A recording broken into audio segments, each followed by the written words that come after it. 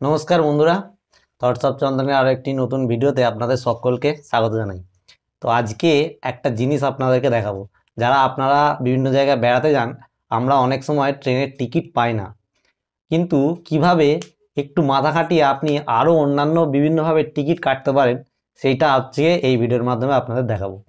তো আমরা পূর্ব ভারত বা মেঘালয়, আসাম এই সব দিকে অনেকেই বেড়াতে যাই, এবং আজকে আপনারা হয়তো অনেকেই জানেন যে উত্তর ভারতে যাওয়ার জন্য প্রধান যে স্টেশনটা আমরা ব্যবহার করি সেটা হচ্ছে গুয়াহাটি। কিন্তু হাওড়া থেকে গুয়াহাটি বা শিয়ালদা থেকে গুয়াহাটি যাওয়ার কিন্তু ট্রেনে প্রচুর প্রেসার থাকে। যেমন এনজিপি আমরা উত্তরবঙ্গ যাওয়ার জন্য নিউ জলপাইগুড়িকে ব্যবহার করি মুখ্য স্টেশন হিসেবে, তেমনি উত্তর ভারত যাওয়ার জন্য আসাম, মেঘালয় আমরা কিন্তু ব্যবহার করি গুয়াহাটি স্টেশন। যেমন এনজিপির চাপ, সেরকমই কিন্তু থাকে গুয়াহাটি স্টেশনের চাপ। আজকে হচ্ছে 22শে ডিসেম্বর, আমার একটা টিকিট দরকার। 22শে নভেম্বর, আজকে 22শে নভেম্বর 2024 আমার একটা টিকিট দরকার, যেটা হচ্ছে 6 ডিসেম্বর 2024। এবার আমি আপনাদেরকে আমার ল্যাপটপ স্ক্রিনে নিয়ে গিয়ে পুরো বিষয়টা দেখাচ্ছি। পুরোটা দেখুন, এটা দেখলে কিন্তু আপনাদের অনেক কিছু আইডিয়া আসবে কিভাবে আমরা স্টেশনে যাওয়ার জন্য টিকিট কাটবো। চলে আসুন। চলে এসেছি আমি আমার আইআরসিটিসির হোম পেজে লগ ইন করে নিয়েছি। এবার আমি দেখুন সার্চ করছি হাওড়ার কোড হচ্ছে HWH, আর হাওড়া থেকে আমি সার্চ করছি ধরুন গুয়াহাটি, GUWA, গুয়াহাটি সার্চ করলাম। আজকে 22শে ডিসেম্বর, আমি টিকিট কাটবো 6 ডিসেম্বর, মানে হাতে আমার হচ্ছে ওই 12 দিন মতো, হ্যাঁ 12-13 দিন মতো হচ্ছে। দেখুন আমি এখানে সার্চ করছি, সার্চ করলাম, দেখুন সরাইঘাট এক্সপ্রেস দেখাচ্ছে। সরাইঘাট এক্সপ্রেস ওয়েটিং 45, স্লিপারে এসি ইকোনমিতে ওয়েটিং 18, এসি 3-তে ওয়েটিং 37, সবেতেই দেখুন ওয়েটিং। এত কম টাইমের মধ্যে টিকিট কিনতে হতে চায় না। এখন আবার তো অ্যাডভান্স টিকিট বুকিং এর ডেট 120 দিন থেকে 60 দিন চলেছে, তার জন্য টিকিট পাওয়াটা আরো বেশি চাপ হয়ে যাবে আমার মনে হয়। তো দেখুন এখানে কিন্তু কাঞ্চনজঙ্ঘা আছে 13173, কাঞ্চনজঙ্ঘা এক্সপ্রেসেও কিন্তু এত ওয়েটিং, সবেতেই, স্লিপারে বলুন আর এসিতেই বলুন আর যাতেই বলুন। আর এখানে একটা ট্রেন আছে আমি দেখছি কলকাতা, আপনার হচ্ছে শিলচর, কলকাতা শিলচর স্পেশাল মনে হচ্ছে এটা, যেটা কিন্তু এখানে অ্যাভেলেবেল টিকিট আছে, যেটা আমি দেখাচ্ছি। আর এসি অ্যাভেলেবেল আছে, এসি 3টারও দেখুন এখানে কিন্তু ওয়েটিংয়ে আছে প্রায়। আর এই ট্রেনটায় আমি টিকিট কাটবো না, কারণ আজকে 22শে নভেম্বর, আর আগের দুটো ডেটে কিন্তু শুক্রবার এই ট্রেনটা ক্যান্সেল হয়ে গেছিলো, তাই এটাই আমি রিস্ক নেব না, কারণ আমার যাওয়াটা খুবই ইম্পর্টেন্ট। এবার আপনাদেরকে একটু বুদ্ধি খাটাতে হবে। সেটা হচ্ছে আমি যদি গুয়াহাটি যাই তাহলে কিভাবে যাব। তাহলে আমি গুয়াহাটি স্টেশনের পরবর্তী যে স্টেশনগুলো আছে সেই ট্রেনগুলো আমি সার্চ করব। দেখুন এখানে আমি এই জায়গাটায় গুয়াহাটির বদলে, দেখুন আমি জানি যে গুয়াহাটির পরে হচ্ছে স্টেশন আছে আমাদের ওইদিকে লামডিং আছে, ডিব্রুগড় আছে, ডিব্রুগড় পর্যন্ত যায় কামরূপ এক্সপ্রেস। তো আমি হাওড়া থেকে কামরূপ আছে, তাহলে আমি এখানে লিখলাম ডিব্রুগড়। দেখুন হাওড়া থেকে আমি যখন লিখেছিলাম গুয়াহাটি তখন কিন্তু ডিব্রুগড় এক্সপ্রেস এখানে আসেইনি। এবার দেখুন আমি এখানে ডিব্রুগড় দিলাম, আমার ডেট আছে এই ডেটটাই, মডিফাই সার্চ করলাম, দেখুন কামরূপ এক্সপ্রেস তো দেখাচ্ছে এখানে, ঠিক আছে। কামরূপ এক্সপ্রেস 15161, এটা সপ্তাহে 2 দিন চলে। আর একটা কামরূপ আছে যেটা চলে বাকি দিনগুলো। তো এখানে আমি যদি দেখি, দেখুন এখানে স্লিপার RAC 59। আমার ওয়েটিং টিকিট কাটার থেকে এখানে আমার RAC টিকিট কাটা অনেক ভালো, কারণ RAC মানে আমি তবুও সিটটা পেয়ে যাচ্ছি, আর ওয়েটিং মানে আমি সিট পেতেও পারি নাও পেতে পারি। এবার এখন যা ট্রেনের চাপ, বিশেষ করে এই উত্তরবঙ্গের দিকে বা উত্তর ভারতের দিকে এনজিপি বা গুয়াহাটি এই স্টেশনগুলো কিন্তু সবসময়তেই ট্রেনের চাপ থাকে প্রচুর। তাহলে আমি এই টিকিটটা আমি বুক করবো, ঠিক আছে।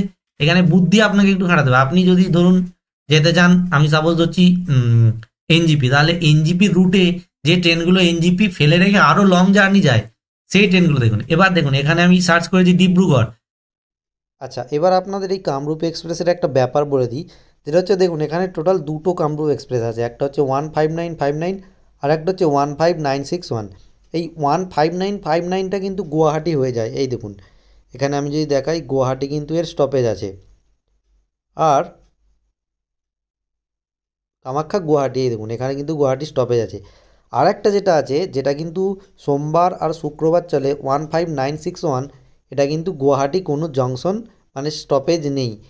এই ট্রেনটা একটু অন্য রুট হয়ে যায়। তাহলে আপনি এই ট্রেনটা ব্যবহার করে কিভাবে পৌঁছাবেন গুয়াহাটি?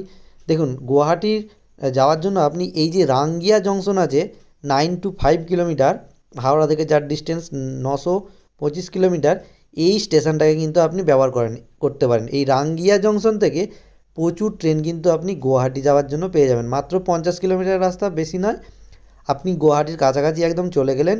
আর এই রাঙ্গিয়া জংশন আপনি ব্যবহার করতে পারেন। এছাড়াও রাঙ্গিয়া জংশন থেকে আপনি প্রচুর বাসও কিন্তু পেয়ে যাবেন গুয়াহাটি যাওয়ার বা আরও অন্যান্য জায়গায় যাওয়ার। আমি এখান থেকে লামডিং বা যদি আমি এখান থেকে পুরোপুরি শিলচর পর্যন্ত টিকিট কাটি তাহলে হতে পারে। শিলচর যদি আমি কাটি তাহলে আসামে আমি যদি গুয়াহাটি দরকার থাকে তাহলে আমি শিলচর পর্যন্ত টিকিট হয়তো আপনার 50-100 টাকা বেশি কাটতে হবে, মানে লাগবে আর কি, কিন্তু আপনি ট্রেনের টিকিটটা তো পেয়ে যাবেন।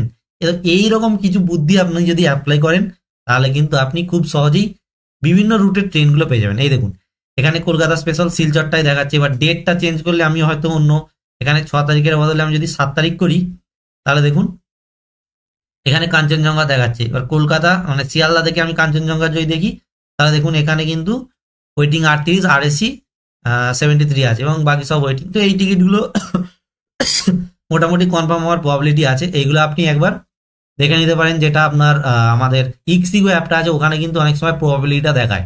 তো আমার দরকার হচ্ছে 6 তারিখে এবং 6 ডিসেম্বর ফ্রাইডে আমি টিকিট কাটবো।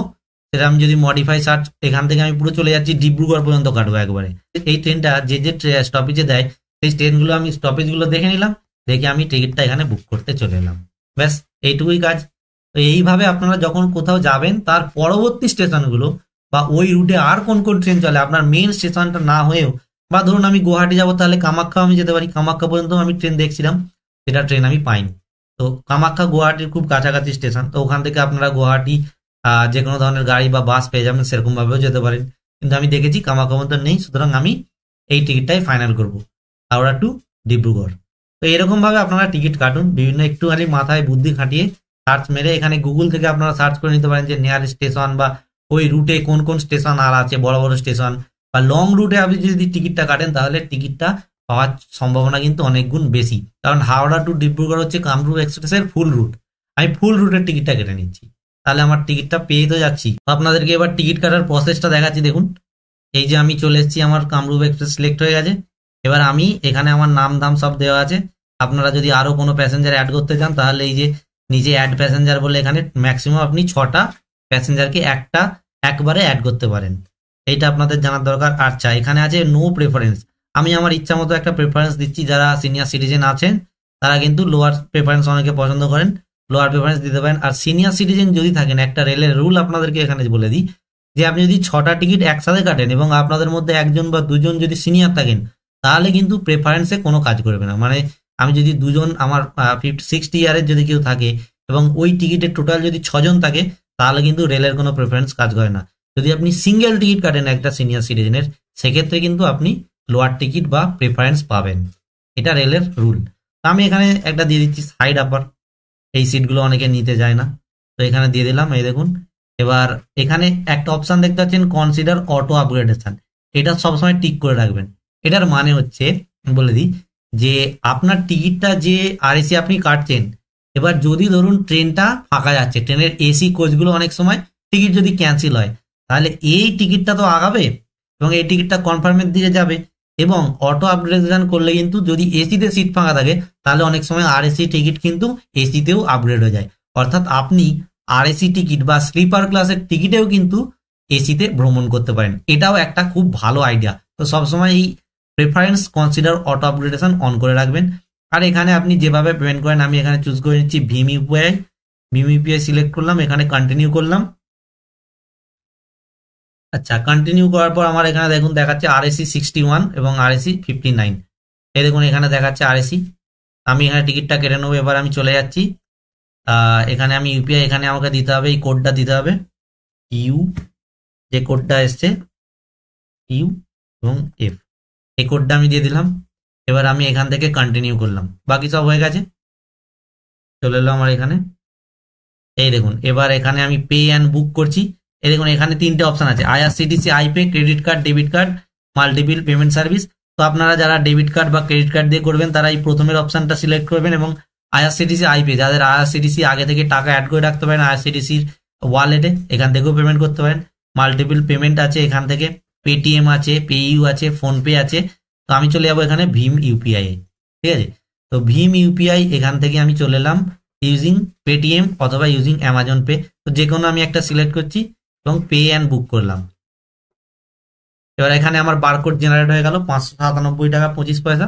এবার আপনি আপনার ফোনের পেটিএম, ফোনপে বা গুগল কে ইউজ করে এটাকে পেমেন্ট করে দেবেন। আমি এখানে আমার ফোনটা অন করে নিয়েছি, দেখুন পেমেন্টটাও আপনাদের সামনেই করছি। এই যে আমার পেমেন্ট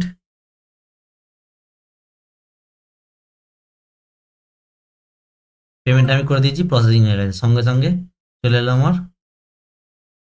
স্কিপ করে দিলাম, এই দেখুন আমার টিকিট কিন্তু এখানে জেনারেট হয়ে গেল RAC 59-এ পেয়ে গেলাম আমি আমার টিকিট RAC 61। তো ভিডিওটা কেমন লাগলো অবশ্যই কমেন্ট করে জানাবেন।